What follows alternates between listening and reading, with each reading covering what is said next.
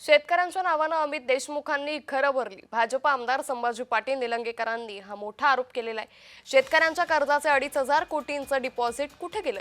संभाजी पाटील निलंगेकरांनी अमित देशमुखांना हा सवाल उपस्थित केलाय। त्यामुळे भाजप आमदार संभाजी पाटील निलंगेकरांनी हा मोठा आरोप केलेला आहे। शेतकऱ्यांच्या कर्जाचे 2,500 कोटींचं डिपॉझिट नेमकं कुठे गेलं असा प्रश्न त्यांनी उपस्थित केलाय।